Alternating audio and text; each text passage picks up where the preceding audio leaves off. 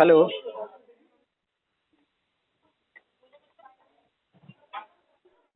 Hello. हाँ जी।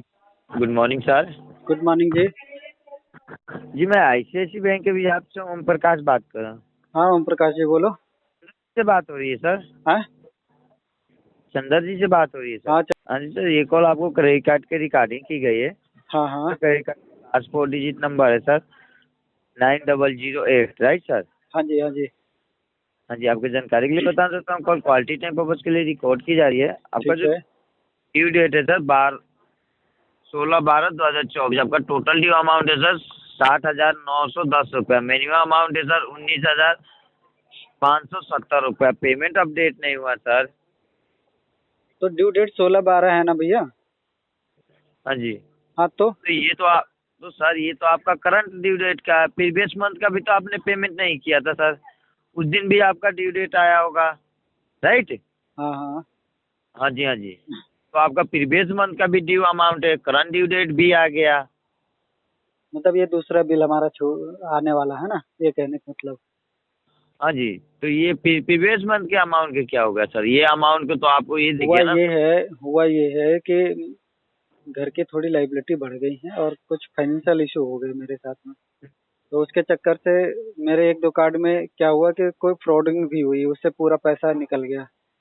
ठीक है। करीब करीब 35-40 हज़ार रुपए।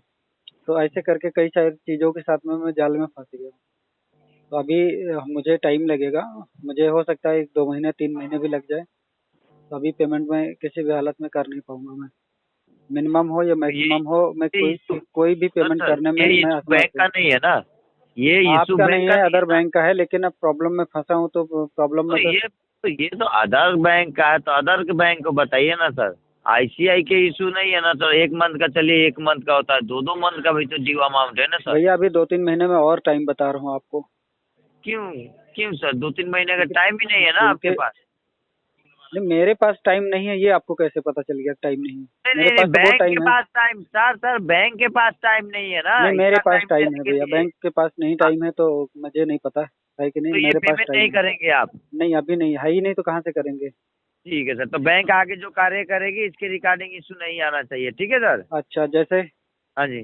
जैसे जैसे तो किस बैंक तरीके अब का? समझेगी ना, बैंक समझेगी, फिर उस समय आप ये कहेंगे कि मेरे को ये इशू नहीं है, ये इशू है, तो ये इसीलिए बता दे अरे रहा तो हूँ आगे भैया जो इतना बैंक इस तरीके से आप डरा रहे हो, बैंक अपने तरीके से देखेगी तो कुछ तो बता दो, इतना डरा के चले जा रहे हो क्या आप। बता दें? क्या आपको बता, बैंक तो अरे आपको बैंक किस टाइम तरीके देगी से ना। अब करेगी वो बैंक तो बता करेगी, दो। अब बैंक जो करेगी ना वो आपको बता के करेगी सर।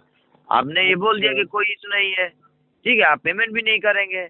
भैया, है ऐसे ही में नहीं तो कहाँ से करेंगे? आप क्यों नहीं समझ पा रहे हो? मेरे साथ में नहीं फाइनेंशियल सर, इशू हो गया तो देने फिर। के लिए आपके पास नहीं है, देने के लिए नहीं है बैंक का पेमेंट। बाकी आपका अपना नॉर्मल काम सारा हो रहा है ना सर? नहीं हो रहा, वो भी नहीं हो पा रहा है ना। कहने कहने में करने में बहुत है। दिल्ली में कैसे रह रहे हैं सर? दिल्ली कह में रहे हो अभी ही नहीं रहा है। दिल्ली में ऐसे रह रहा हूँ कैसे कि रह रहे हैं? किराए के मकान पे रह हाँ रहा हूँ, जी, 3 महीने का किराया किराया वाला चढ़ भी गया। 2 महीना से कैसे किराया दे रहे हैं? 3 महीने का बाकी है। नहीं नहीं, 3 महीना का बाकी कहने की बाकी है सर। 1 महीना के बाद किराएदार किराया बाहर निकाल देता है जी, ठीक हैं? है? आप कह रहे हैं कि एक 3 महीना का है। 1 महीना 2 महीना पेमेंट ना दे, किराएदार अगले दिन रोड बांध दे रख देगा।